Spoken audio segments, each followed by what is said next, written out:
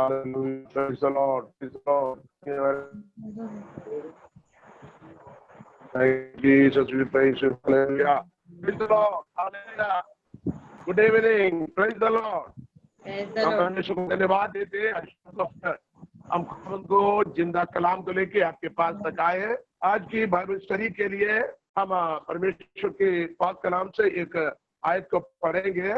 मत्ती के इंजील 16 बाब और 18वीं आयत को पढ़ेंगे। Matthew chapter 16 verse 18। मत्ती रचित सुसमाचार 16वीं अध्याय और 18वीं आयत।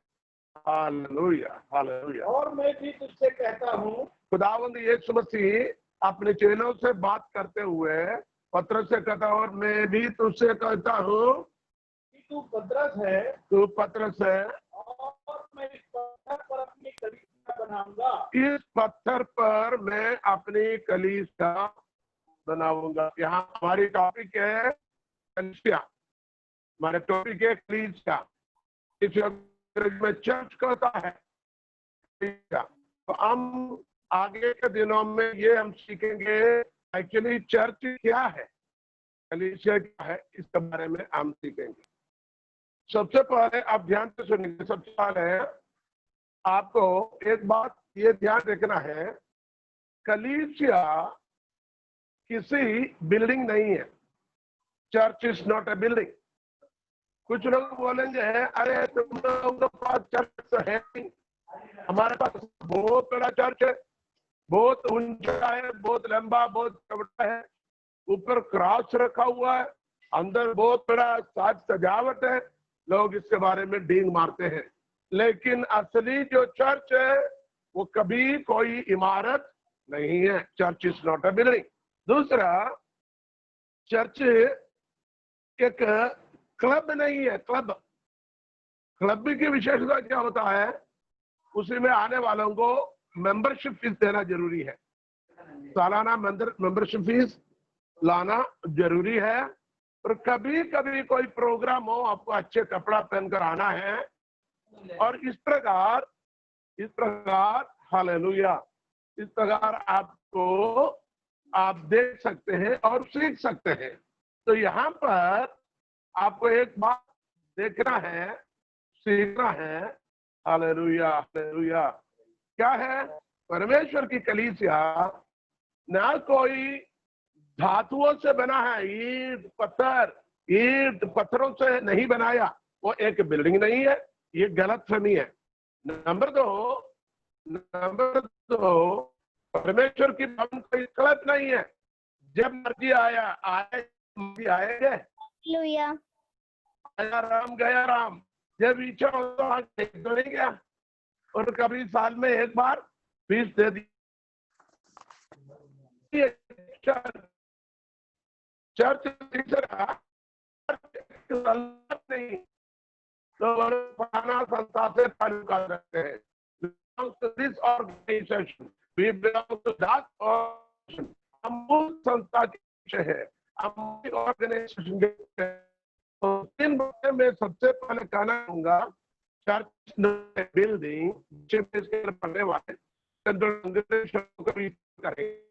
Church is not a building, church is not a club, church is an organization. कलीसिया एक बिल्डिंग, क्या इमारत नहीं है। कलीसिया कोई नहीं है, कलीसिया कोई संस्था नहीं है। फिर क्या है?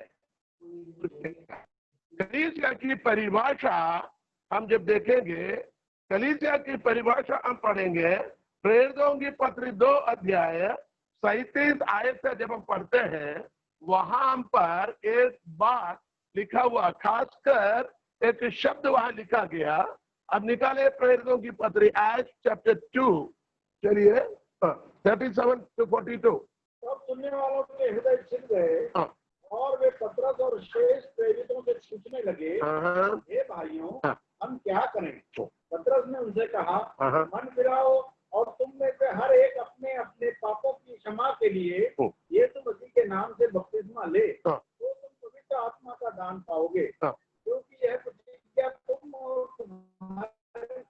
अब 39 आयत सबको ध्यान रखना, ये है मोस्ट इंपॉर्टेंट, क्योंकि यही प्रतिज्ञा तुम और तुम्हारी संतानों और उन सब दूर दूर के लोगों के लिए भी है जिनको प्रभु हमारा परमेश्वर अपने पास, उन सब दूर दूर लोगों के लिए है करके वो आयत को समाप्त नहीं किया, बल्कि उन तमाम दूर लोगों के लिए है जिनको प्रभु हमारे परमेश्वर अपने पास बुलाए। मतलब क्या है? हम दूर से जिसको पास बुला दिया है, जिनको बुलाकर परमेश्वर के पास बुलाया, उनके लिए है। यह है कलीसिया की परिभाषा, the definition of the church. Definition of the church: the people who belong to different nationality, caste, and tribe and color, who all separate world and city. दुनिया से बुलाकर पहले झुंड को करता है।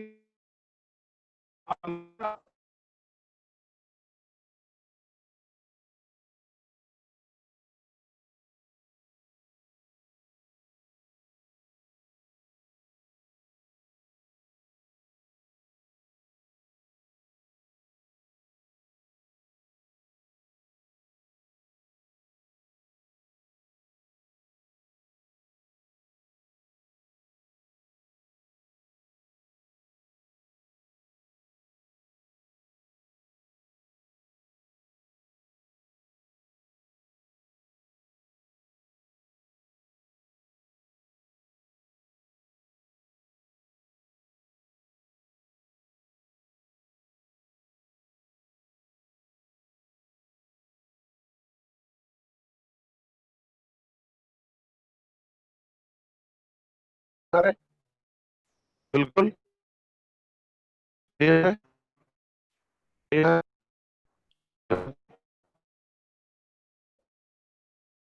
चर्च में है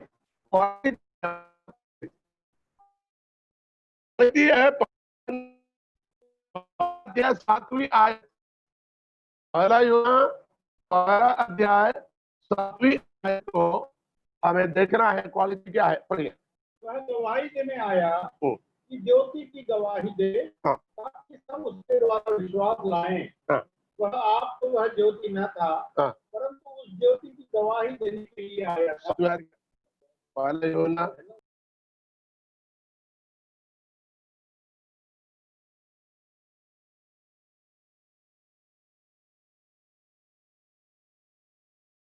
से बनने का प्रथम क्वालिटी यह है, ये मसीह के द्वारा बुलाया गया और उसके पवित्र लहू के द्वारा शुद्ध होना जरूरी है। यदि जैसा वह ज्योति में है, जैसे ही हम भी ज्योति में चले, तो एक दूसरे से सहभागिता रखते हैं। पुत्र यीशु का लहू हमें सब पापों से शुद्ध करता है। 2 बातें वहां का 3 बातें कहता है।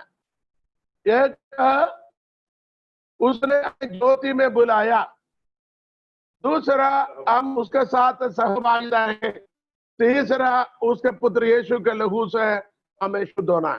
3 बातें एक ही आयत के अंदर, 3 बातें नोट कर लेना। एक, कलीसिया के सदस्य के गुण क्या है?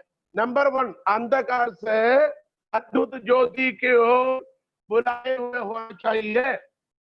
ज्योति में आए तो ज्योति के साथ आपको सहभागिता रखना है। नंबर 3,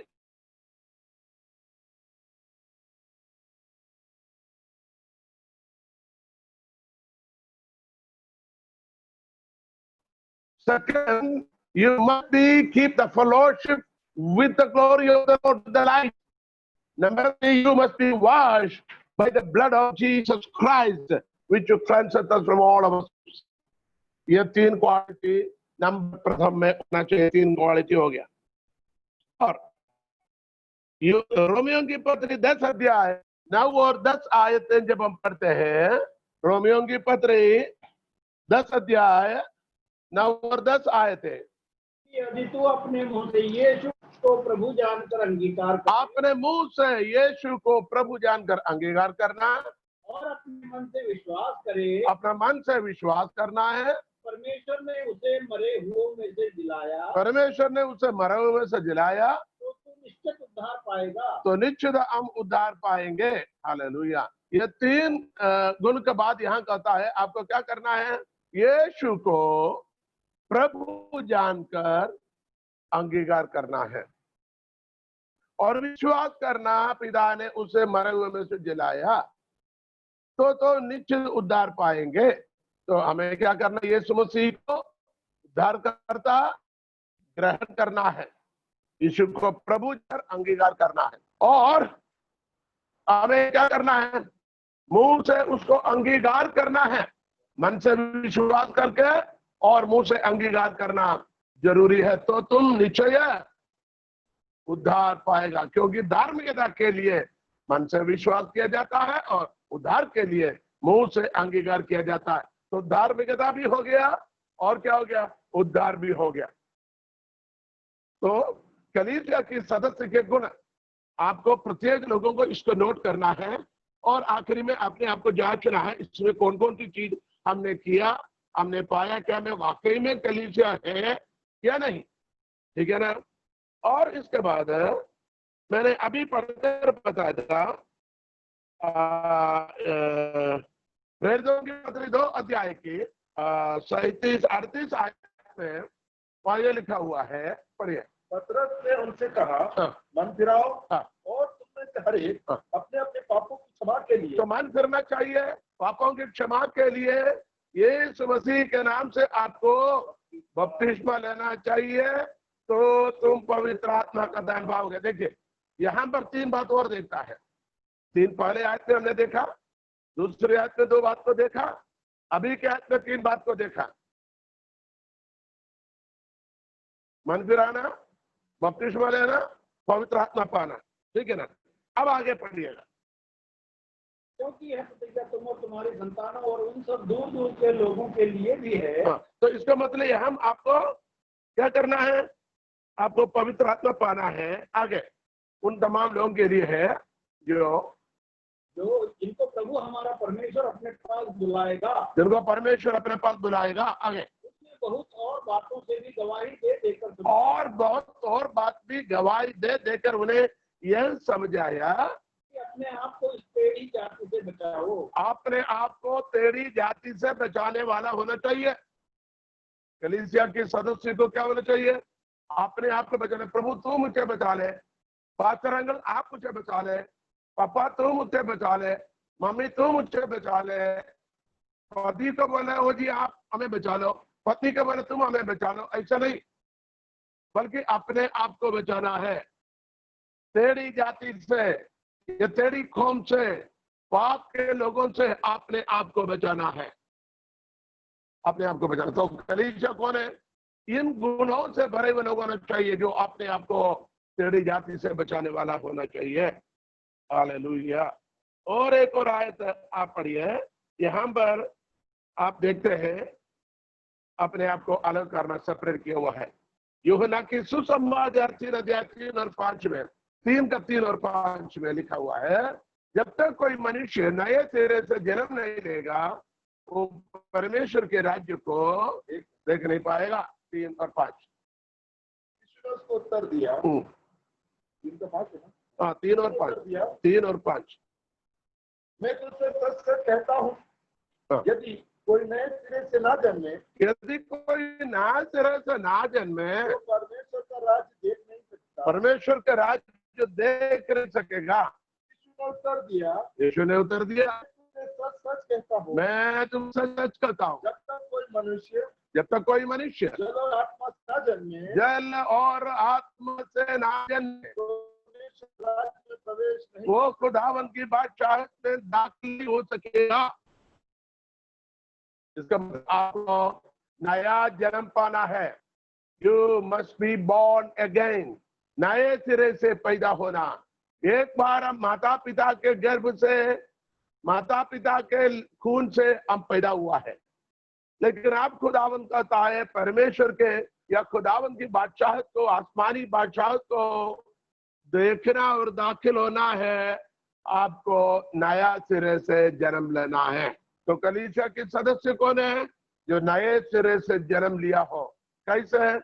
जल और आत्मा से, पानी और आत्मा से हमें दोबारा जन्म लेना है।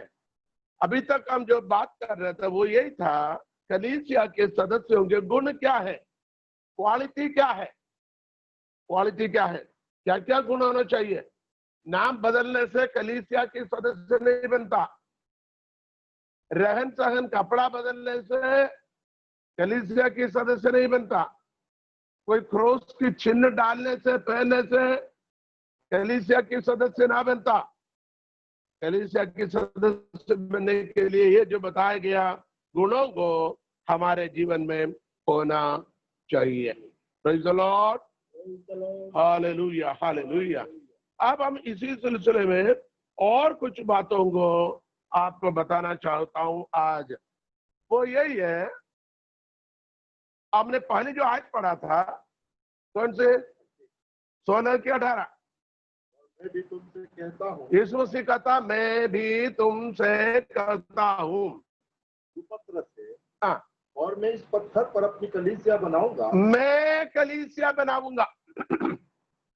अब यहां देखना है, कलीसिया कौन बनाएगा? कोई संस्था बनाएगा, कोई पास्टर बनाएगा, कोई विश्वासी बनाएगा। लोग बोलेंगे ये कलीसिया मैंने बनाया, ये मेरा कलीसिया है। लोग बोलते कि नहीं, कई लड़ाई झगड़ा होता है। लेकिन यहां पर वचन कहता है, सॉरी, वचन कहता है, प्रभु यीशु कहता मैं अपनी कलीसिया बनाऊंगा। यहां पर एक बात आपको विशेषकर ध्यान रखना, प्रभु यीशु मसीह ये यरूशलेम के पास अपनी चेलों से ये बात करता है, क्योंकि प्रभु यीशु मसीह की सेवकाई उसी यहूदिया देश में थे, यहूदिया और गलीली में। तो ये जो बात यूहन्ना की, सॉरी, मत्ती के सुसमाचार की बात जब कहता है, तो यरूशलेम में एक मंदिर थे। यरूशलेम के मंदिर उस जमाने का, या बाप दादाओं के जमाने से पुराने नियम से चले आए उस मंदिर को, जैसे मिलाप वाला तंबू को, जो तंबू बदल बदल कर लगाया जाता था, बाद में बादशाह सुलेमान ने जो मंदिर बनाया, जिसको तहस-नहस होने के बाद में हेरोदेस ने उसको दोबारा बना के दिया है। हेरोदेस के बाद फिर जरुब्बाबेल ने और उसको फिर बनाया। जरुब्बाबेल के मंदिर में नाश होने के बाद फिर उसको बढ़ा कर यीशु मसीह के जमाने पर किसने बनाया? हेरोदेस ने, है ना, हेरोदेस ने बनाया, बना कर बनाया। ये मंदिर 46 साल से बना हुआ था, जो कायम थे। उसके अंदर जो पुराने नियम के विधियों की अनुसार बलिदान लगातार वहां चलते रहे।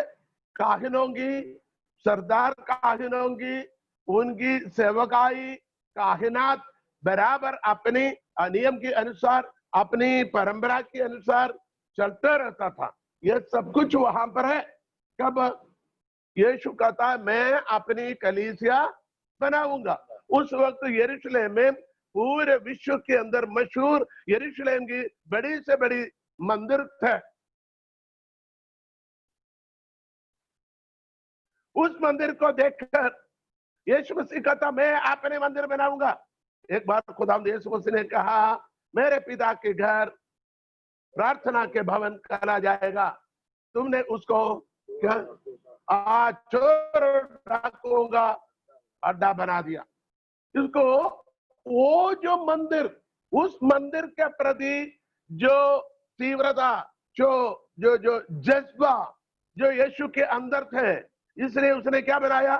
कोड़े बनाकर, चाबुक बनाकर अंदर जाकर जितना पक्की फरीसियों को मार मार कर सबको साफ कर दिया। ये जिस मंदिर के प्रति यीशु मसीह की जो बड़ी भावना और तीव्रता, जिसको जलस कहते हैं, जलस क्या मतलब? वो क्या बोलेंगे? मैं जलन रखने वाला प्रभु, यानी उसके प्रति जो भावना, प्रेम की भावना रखता है, वो मंदिर रहने के समय पर यीशु कहता मैं अपने मंदिर बनाऊंगा। इसका मतलब ध्यान से सुने, यरूशलेम मंदिर, यरूशलेम का हैकल खुदावंद की कलीसिया नहीं है। The temple of Jerusalem is no more the church, वो चर्च नहीं है। यदि वो चर्च होता, यीशु को उसी को मरम्मत कर कर, बढ़ा कर कर, तामीर कर कर उसी को बोलना था ये मेरा चर्च करके बोलना था। यीशु कहता ये मेरा मंदिर नहीं है, मैं अपनी कलीसिया बनाऊंगा। ये बड़ी बात है। उसी समय पर दो और यहूदियों की स्थापना संस्थाएं, ऑर्गेनाइजेशन थे।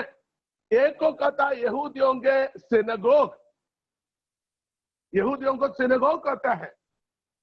वो सिनेगोग में क्या होता है? अपने अपनी मोहल्ले में, अपनी अपनी गांव में, अपनी भाषा में, अपने अपनी गांव में, अपनी अपनी मोहल्ले में वो प्रार्थना की भवन बनाते थे। और शुक्रवार शाम को वो लोग 6 बजे से उसके अंदर आराधना के लिए जाएगा, शनिवार शाम को 6 बजे तक, क्योंकि उनके सबत के रोज उस दिन शुरू होता है। तो यीशु ने ये नहीं कहा सिनेगोग मेरे मंदिर है, मेरा कलीसिया है। सिनेगोग को भी यीशु ने अपने कलीसिया नहीं माना। एक और संस्था है, वो जुडिशरी कोर्ट था, जिसको सनहेद्रीन कोर्ट कहता था, संघ कहता था। एक संघ था, उसको सनहेद्रीन कहते थे, जिसके अंदर क्या होता था? जुडिशरी क्या बोलेंगे? व्यवहार के, न्याय अन्याय की व्यवहार होता था। उसके अंदर जो अपनी अदालत जो है, इसी तरीके के संस्था और थे। और भी पुराना नियम की, उस वचन की विधियों के आधार पर उसके अंदर विधियां होते थे। उसको भी प्रभु ने देख रही है नहीं क्या ये मेरा कलीसिया करके।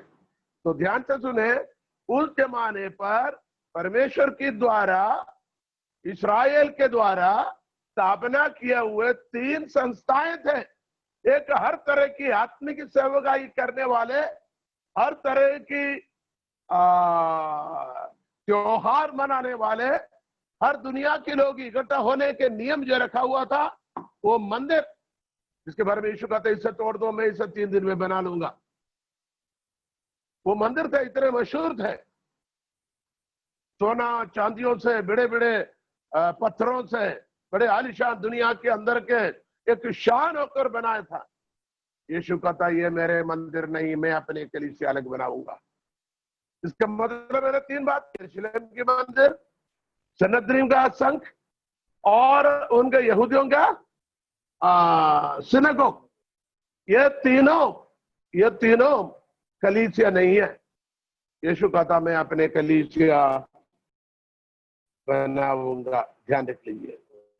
और इस कलीसिया के लिए एफएसी 2 का 20 पढ़िए। एफेसियों की पत्री 2 अध्याय 20 इफिसियों 2 अध्याय 20 आयत। और प्रेरितों और भविष्यवक्ताओं की नींव पर, जिसके कोने का पत्थर मसीह यीशु, इस मंदिर के कलीसिया की कोने की पत्थर मसीह यीशु स्वयं है।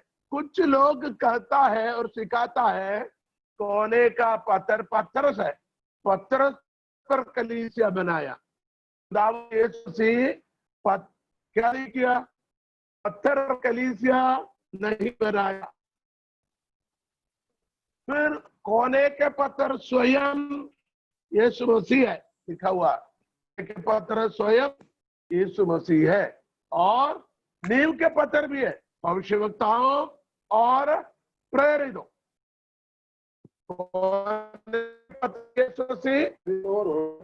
प्रेरितों और भविष्यवक्ता की नींव। तो पहले नींव रखोगे या पत्थर रखोगे? पहले कोने का पत्थर यीशु मसीह। इसको मतलब आप 16 की 18 मत्ती को कंपेयर करना।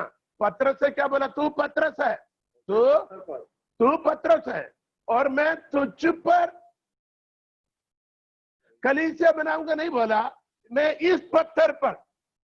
यीशु मसीह अपने आप को इशारा करते कहता इस पत्थर पर मैं अपनी कलीसिया बनाऊंगा।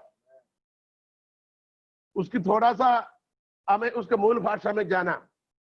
पत्थरस शब्द को यूनानी भाषा में, जो नया नियम लिखा है यूनानी भाषा में, 16 उस आयत में ऐसे लिखा हुआ है, हे पेट्रोस।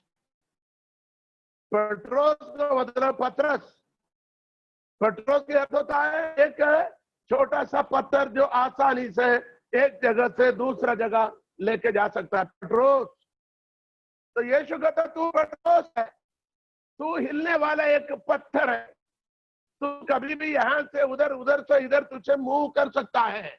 लेकिन इस पेट्रा में देखो दो शब्द है, एक पेट्रोस, दूसरा पेट्रा।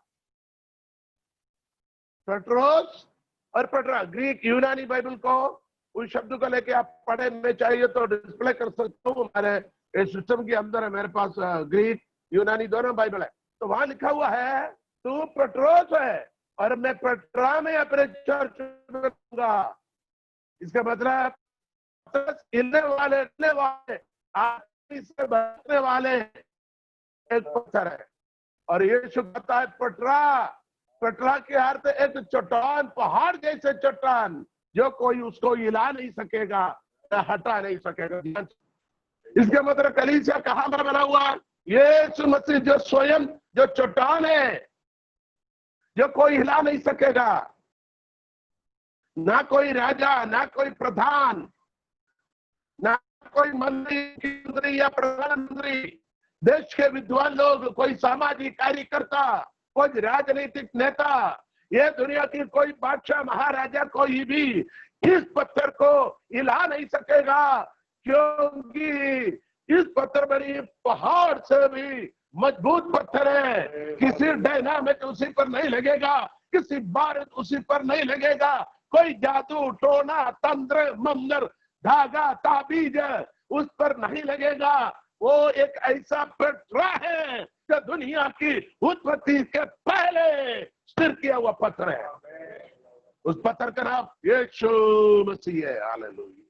यीशु मसीह जो पत्थर के ऊपर, यीशु मसीह ने क्या बोला? मैं अपनी कलीसिया बनाऊंगा, इस पत्थर पर मैं अपनी कलीसिया, किसी के द्वारा नहीं, मैं खुद बनाऊंगा। इसका मतलब कलीसिया यीशु मसीह के ऊपर बना हुआ है, यीशु मसीह बनाता है, यीशु मसीह के द्वारा सब कुछ नियंत्रित है। इसी में किसी संस्था की कोई हक नहीं। दुनिया के बड़े कलीसिया, रोमन कैथोलिक हो या मेथोडिस्ट हो, एंग्लिकन हो या बैचल मिशन हो या यूरोप के इंग्लैंड का कोई मिशन हो, पेंटेकोस्ट हो या ब्रदरन असेंबली हो या फ्रेंच मिशन हो, बैचल मिशन हो, कोई मिशन को कोई अधिकार नहीं। यह सब कुछ संस्था है, संस्थाएं कलीसिया नहीं। कलीसिया प्रभु यीशु मसीह के द्वारा बनाया गया है। हालेलुया। हम उसकी गहराई तो जाएंगे। तो कलीसिया के कोने के पत्थर खुदावंद यीशु मसीह है। कलीसिया के नींव के पत्थर कौन कौन है? प्रेरितों और नबियों। प्रेरितों और नबियों। नबियों की गिनती पुराने नियम में ज्यादा दिखता है, प्रेरित नया नियम है। इसका मतलब पुराने नियम के नबियों, नया नियम के प्रेरितों के नींव पर। तो पूछेंगे नया नियम की कलीसिया में पुराने नियम के भविष्यवक्ताओं की क्या रोल है, नबियों की क्या रोल है? क्योंकि नबी लोगों ने आने वाले मसीहा, आने वाले कलीसिया, आने वाले उस पत्थर के बारे में नबूवत देते रहा, आने वाला है, आने वाला है, आने वाला है। उत्पत्ति से लेकर मलाकी तक खुदावंद यीशु मसीह के आगमन के बारे में वो नबूवत करते रहे। इसलिए नबियों के नींव पर डाला हुआ है। वह राजाओं के नींव नहीं लगाए, वह न्यायियों के नींव नहीं लगाया, वह पास्टरों के या पुरोहितों के नींव नहीं लगाया, वहां नबियों के नींव लगाया था कि नबी लोग नबूवत करते आया, झूठी नबूवत नहीं आजकल के जैसे, बल्कि सच्ची नबूवत करते आया। एक नबी आने वाला है जो नबियों की नबी है, बादशाहों के बादशाह, काहिनों की सरदार काहिन है, वो आने वाला है। हालेलुया, उसका नाम है खुदावंद यीशु मसीह। Praise the Lord. तो हमने देखा कोने के पत्थर कौन है? यीशु मसीह। बनाने वाले कौन है? यीशु मसीह। प्लानिंग किसका है?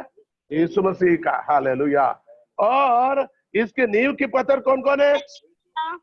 नींव का पत्थर, कोने का पत्थर है यीशु मसीह। नींव का पत्थर प्रेरितों, भविष्यवक्ता, प्रेरितों और भविष्यवक्ताओं। अब हमने देखने इसमें मटेरियल क्या क्या चीजों को इस्तेमाल किया। सोना, चांदी, कीमती पत्थर, लकड़ी, बहुमूल्य कपड़े होना चाहिए ना किसी मकान बनने के लिए। देखिए इसमें चीज क्या है। पहला पत्रस 2 अध्याय 4 और 5।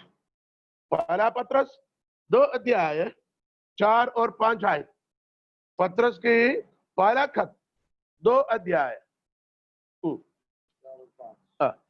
उसके पास आकर जिसे मनुष्य ने तो निकम्मा ठहराया, मनुष्यों ने निकम्मा ठहराया, परमेश्वर के निकट चुना हुआ, परमेश्वर के निकट चुना हुआ और बहुमूल्य जीविता पत्थर है, बहुमूल्य जीविता पत्थर है। तुम भी आप पत्थरों के समान, जीवित पत्थरों के समान घर बनते जाते हो, आत्मिक घर बनते जाते हो, याजकों का पवित्र समाज बनकर, याजकों की पवित्र समाज बनकर ऐसे आत्मिक बलिदान चढ़ाओ, ऐसे आत्मिक बलिदान चढ़ाओ यीशु मसीह के द्वारा परमेश्वर को ग्रहण है, परमेश्वर को ग्राह्य है, ग्रहण योग्य है। Hallelujah, hallelujah. एक और आयत हम भजन संगीत में पढ़ते हैं, यानी जिस पत्थर को मनुष्यों ने निकम्मा ठहराया, वो कौन सा? वो कोने का सिरे का कौन सा?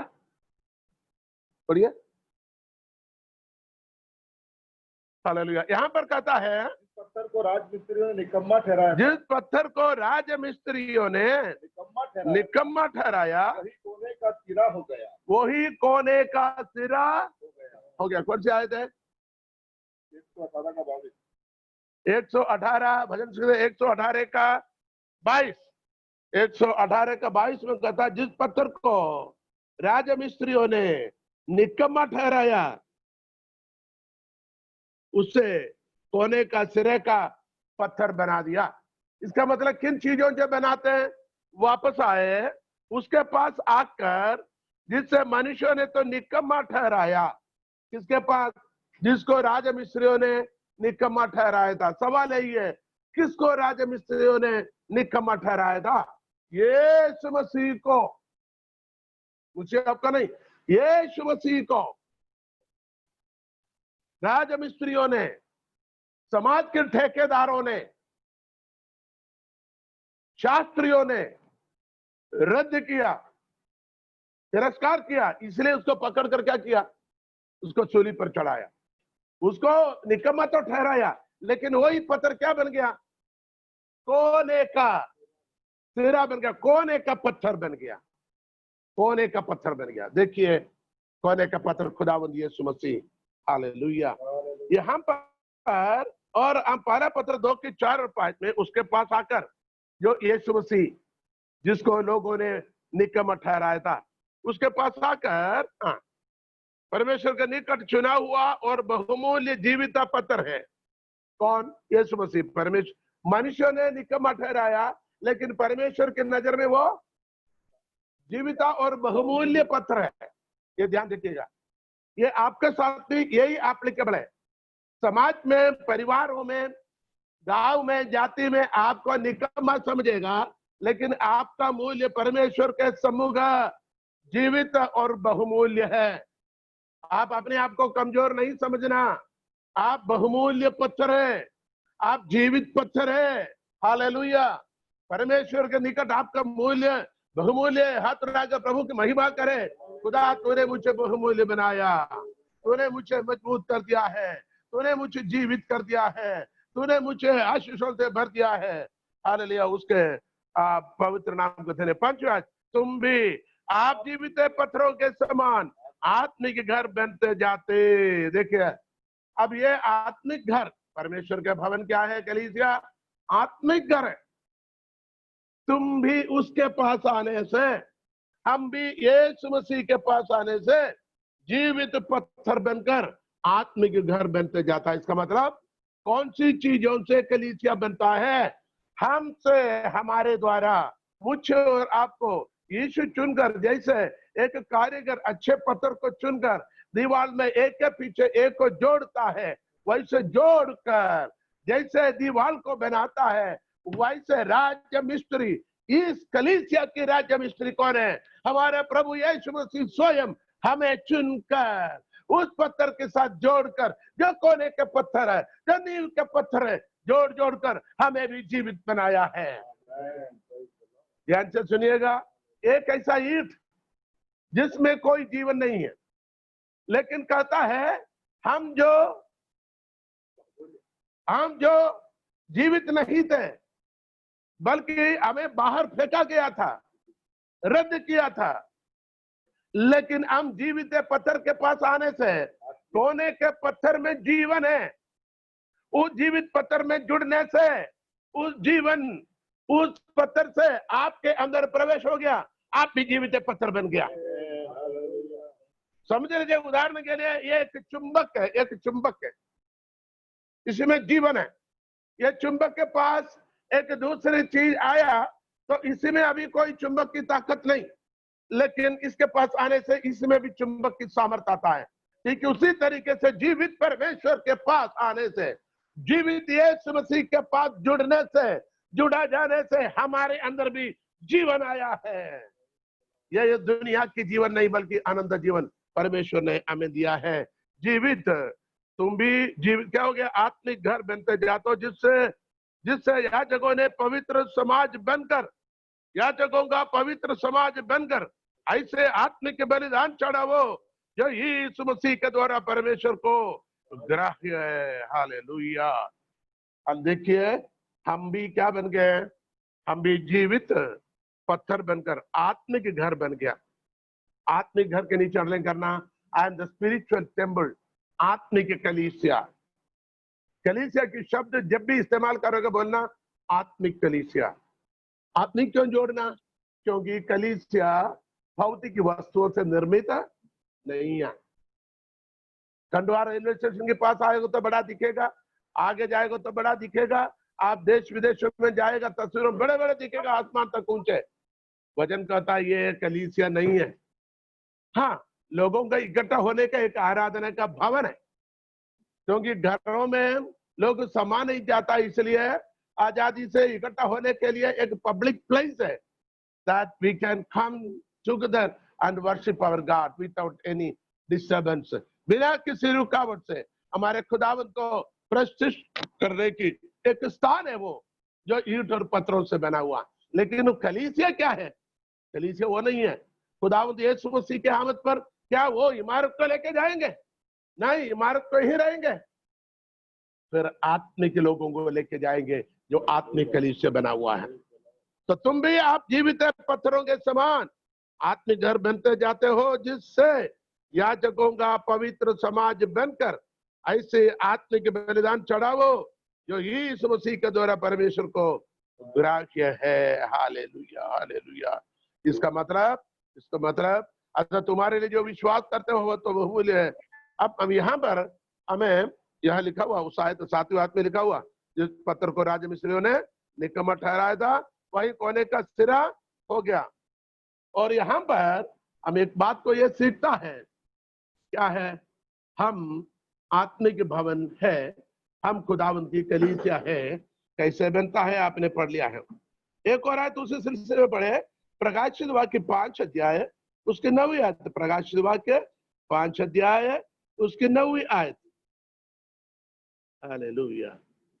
बढ़िया। वे ये नया गीत गाने लगे, तू इस पुस्तक के लेने और इसकी मोहरें खोलने के योग्य है, क्योंकि तूने वध होकर अपने लहू से हर एक कुल और भाषा और लोग, हर एक कुल और भाषा और लोग और जाति में से परमेश्वर के लिए लोगों को मोल लिया है। हालेलुया।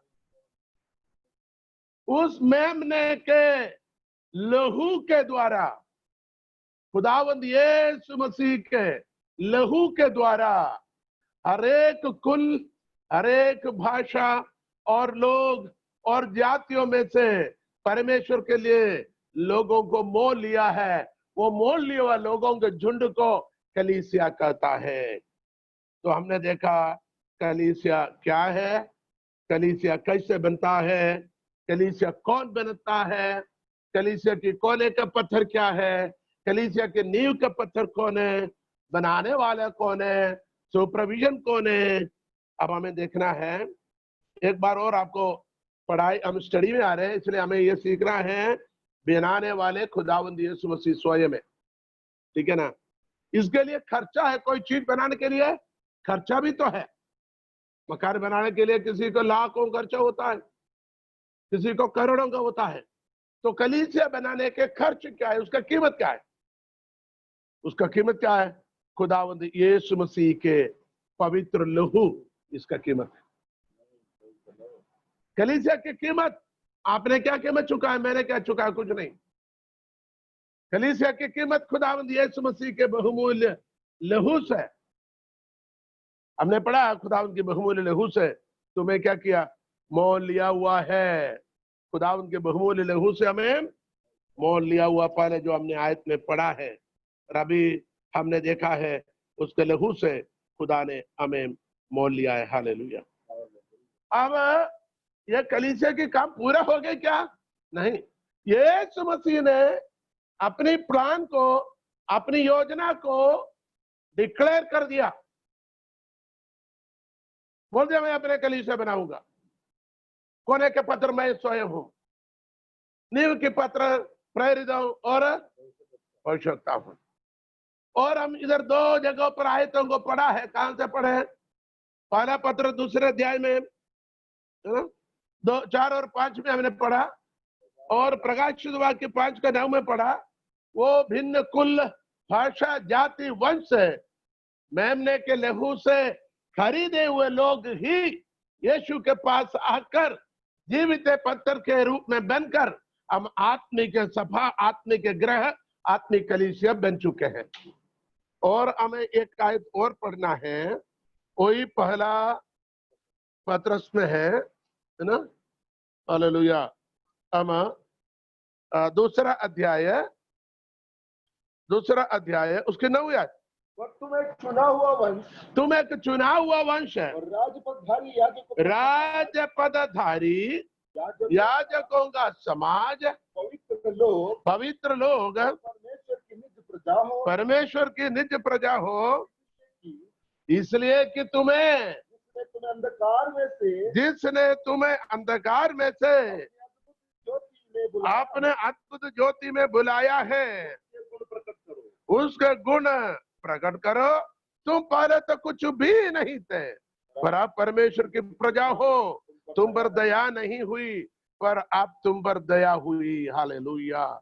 परमेश्वर की दया हम पर होने से अब परमेश्वर की निज प्रजा बनी है। तो हमें मन में ये टॉपिक रखना, हम कौन है, हम क्या सीख रहे? कलीसिया। कलीसिया के कोने का पत्थर खुदावंद यीशु मसीह, नींव के पत्र प्रेरितों और भविष्यवक्ताओं, और बाकी दीवार के पत्थर मैं और आप।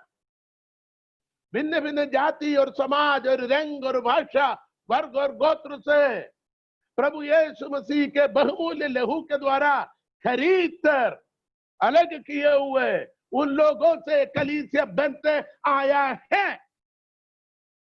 तो मैं बताने वाला था, खुदावंद यीशु मसीह अभी कहां पर है? स्वर्ग में पिता के दाहिनी ओर बैठा है।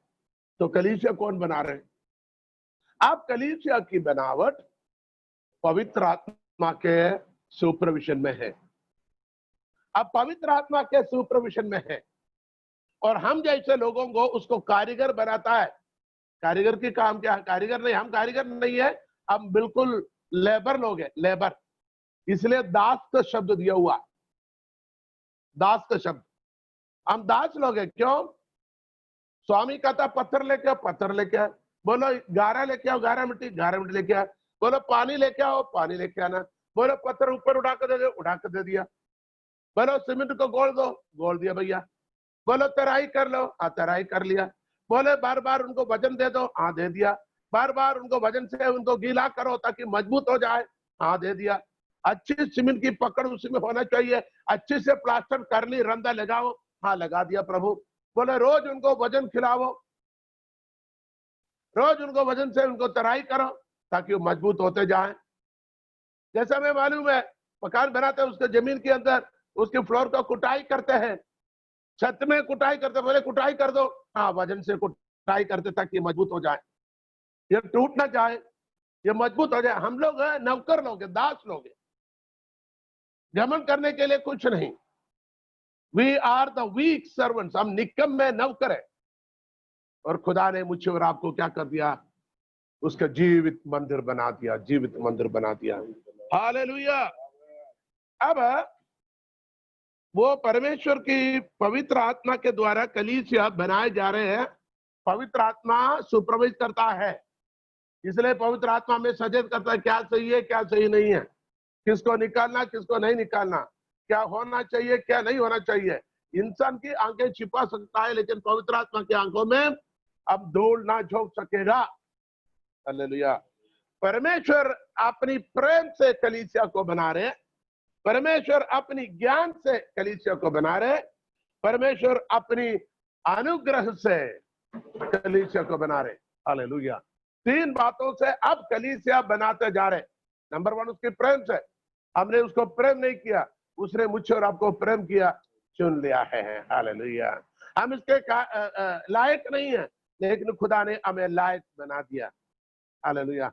समाज ने हमें रद्द किया था, छोड़ दिया, ये नाश हो जाएंगे, इनके संतान बर्बाद हो जाएंगे, इनके बेटी बच नहीं पाएगा, इनका पति शराबी है, इनकी औरत वो गंदी है, इनके बच्चे नाफरमान है, ये समाज में ऐसा है। दुनिया कुछ भी कहे लेकिन खुदावंद ने हम पर दया किया और हमको चुना है, हमें अलग किया है और उसने हमें अभिषेक किया है और उसके जीवित कलीसिया बना दिया। उसके पवित्र नाम को हम धन्य कहते हैं। हालेलुया।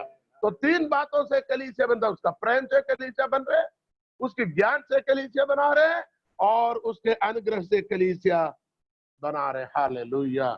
इस बात को आज हमें समझ रखना चाहिए, ज्ञान रखना चाहिए, कलीसिया कैसे बनता जा रहा है।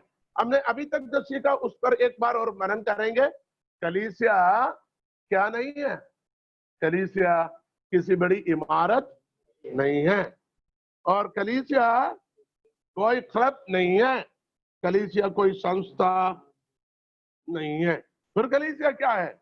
कलीसिया परमेश्वर के लहू से बुलाकर अलग किए, पवित्र किए, शुद्ध किए हुए लोगों के झुंड को कलीसिया कहता है। कलीसिया की क्वालिटी क्या है? वो खुदावंद यीशु मसीह के द्वारा बुलाया होना चाहिए, उसके लहू के द्वारा शुद्ध और पवित्र किया हुआ होना चाहिए, उसके अंधकार में से निकलकर उसके ज्योति में आया हुआ होना चाहिए और ज्योति के साथ संगति रखने वाला होना चाहिए। आमीन आमीन। और यीशु मसीह को प्रभु जानकर हमें अंगीकार करना और मुंह से उस विश्वास को अंगीकार कर कर उद्धार पाए हुए होना चाहिए और नया जन्म पाए हुए होना चाहिए। मन फिराव की अवस्था जीवन में बराबर बने रहने वाला होना चाहिए। पिता पुत्र पवित्र आत्मा के नाम से बपतिस्मा लेने वाला चाहिए और हम पवित्र आत्मा के वरदानों दानों को प्राप्त करने वाला होना चाहिए और अपने आप को टेढ़ी जाति से अलग रखने वाले लोग होना चाहिए। देखिए कितने बातें आज हमने सीखा है, वो कलीसिया के गुण ऐसा होता है। और कलीसिया कौन बना रहे? खुदावंद यीशु मसीह बना रहे। कलीसिया के कोने के पत्थर यीशु मसीह स्वयं है, जिसको राज मिस्त्रियों ने निकम्मा ठहराया लेकिन वो कोने का सिरे का पत्थर बन गया, जीवित पत्थर बन गया, परमेश्वर के नजदीक बहुमूल्य पत्थर बन गया है। और किन चीजों से बना रहे? उसके नींव के पत्थर कौन कौन है? वो प्रेरितों और भविष्यवक्ताओं के नींव के पत्थर पर बना रहे। और कौन सी चीजों से बना रहे हैं? हम जो बाहर छोड़ा गया था, हमें खुदावंद बुलाकर हमें जीवित बहुमूल्य पत्थर बनाकर हालेलुया कलीसिया बना रहे हैं। आज हम जीवित कलीसिया बन चुका है। हम सब मिलकर कलीसिया बनता है, भले किसी जाति से, किसी भाषा से, किसी वर्ग से, किसी गोत्र से। हमें मालूम है ईंट की बनावट के बनाएगा तो ईंट ही बनाएगा। ईंट के बीच में मिट्टी की ईंट नहीं, मिट्टी का चीज नहीं रखेगा, उसके बीच में कोई आयरन भी नहीं रखेगा, उसके बीच में और कोई पत्थर भी नहीं रखेगा, ईंट के साथ ईंट ही जोड़ेगा। लेकिन यहाँ पर खुदा ने क्या किया, हर किसी का कोई मिट्टी जैसा, कोई राख जैसा, कोई खाक जैसा, कोई पत्थर जैसा, कोई कीचड़ जैसा, सबको प्रभु ने लिया। सबको क्या किया, यीशु मसीह के ढांचा में, वजन की ढांचा में डालकर उसको पक्का किया, पवित्र आत्मा की आग में रखकर पक्का कर मजबूत ईंट बनाया और यीशु मसीह के हालेलुया जीवित मंदिर बनाता। हमें मालूम है ईंट कैसे बनाया जाता, पता, चट्टान को खोदता है, मिट्टी को छानता है, बाद में उसको पानी डालकर कीचड़ बनाता, सड़ाता, बाद में ढांचे में डालता है, उसको धूप में सुखाता, बाद में भट्टी में लगाता है, फिर मजबूत ईंट बनता है। हमें भी एकदम उड़ाकर नहीं रखा, ये नहीं सोच रहे उड़ाकर खुदा ने एकदम रख दिया, बल्कि कुछ प्रोसेस से हमें गुजरना होगा। हालेलुया, कुछ दर्द हमें सहन करना होगा, कुछ तकलीफें हमें सहन करना होगा, कुछ चीजों को हमें खत्म करना होगा। खुदावंत की कलाम में, पवित्र आत्मा के ढांचे में हमें हर वचन के द्वारा हमें बनकर सिद्ध होना। फिर हमें क्या करता है, हालेलुया कलीसिया के ईंट बनाकर, पत्थर बनाकर हमें सजाया जाता है। हालेलुया, उसके प्रेम से, उसके ज्ञान से, उसके अनुग्रह से आज कलीसिया बनाते जा रहे हैं। आज के सुप्रवेशन और इन जमाने पर उस ड्यूटी पवित्र आत्मा के हाथ में है। खुदावंद यीशु स्वर्ग में पिता की दाईं ओर बैठकर इस काम को देखते हुए आ रहे हैं, ताकि कलीसिया रोज तैयार हो रहे। Hallelujah, praise the Lord. अब खुदा ने हमें बुलाया इस कलीसिया की सेवक होकर। क्या है, अब हमारी ड्यूटी है ये कलीसिया बढ़ने में, बनाने में मदद करे। कलीसिया तोड़ने के लिए नहीं, नाश करने के लिए नहीं, कलीसिया की पीठ पीछे कुछ बोलने के लिए नहीं, अभिषिक्तों के पीछे बोलने के लिए नहीं, बल्कि हालेलुया कारीगरों के मदद के लिए, अभिषिक्तों की मदद के लिए हाथ बटाए। कोई पानी उठा कर दे, कभी चाय पिलाए, कभी पानी पिलाए, कभी ईंट उठा कर दे, कभी बिछवाई का प्रार्थना करे, कभी उपवास करे, कभी उनका हाल चाल पता करे, कभी उनके लिए सामर्थ्य देने के लिए प्रार्थना किया जाए। उनको जो भी तरीके से मदद कर सकते हैं मदद करें, क्योंकि ये सब कुछ परमेश्वर के राज्य के बनावट के लिए काम आता है। खुदा ने मुझे और आपको चुना है। आज रात को जितने लोग कलाम को सुनता है, हालेलुया, अपने आप को उस महान परमेश्वर जिन्होंने हम जो निकम्मे थे हमें चुनकर उसके बहुमूल्य जीवित पत्थर बनाकर हालेलुया जीवित मंदिर बना रहे हैं, उस परमेश्वर को आज हम धन्यवाद देंगे। उस परमेश्वर को आज धन्यवाद देने के लिए कितने लोग तैयार हैं? अपने आप को समर्पित करें। जो जितना हमने मनन किया उसी को आप लिखते जाए, मनन करते जाए और पढ़ते जाए, सीखते जाए। खुदावंद इस वचन के द्वारा आपको आशीष प्रदान करें। प्रार्थना कर दे। पिता परमेश्वर धन्यवाद देते प्रभु, हमें जीवित मंदिर बनाकर आपके जीवित कलीसिया बनाने के लिए आपने हम पर दया किया है। जो वचन की छोटी सी भाग को आज हमने मनन किया प्रभु जी, जो हमने सुना हमारे हृदय के अंदर लिख पाए, और भी बहुत कुछ बातें हमें सीखना प्रभु जी। आने वाले दिनों में प्रभु जी बिना किसी रुकावट विघ्न से हमें सिखा दीजिए, that we may know what is the church, and hallelujah Lord, help us to share the word of God to others and help us to build the temple of God। खुदावंद की कलीसिया को बनाने में हमें भी इस्तेमाल कीजिए। Use me, use my brothers and sisters, हर एक बेटे बेटियों को इस्तेमाल कीजिए, ताकि तेरे कलीसिया के काम के लिए उन्हें भी इस्तेमाल करें, ताकि उनके द्वारा और भी लोग इस कलीसिया में जुड़ जाए और इस कलीसिया विस्तार होते बढ़ते बढ़ते जाए। यीशु मसीह के आगमन तक हर किसी को आशीष कीजिए। प्रार्थना सुना जाने के लिए धन्यवाद। Thank you for listening and answering the prayer. We bring in glory and honor to you. In Jesus' mighty name we pray. Thank you so much. Thank you for watching. God bless you. Let us meet tomorrow evening same time. God bless you.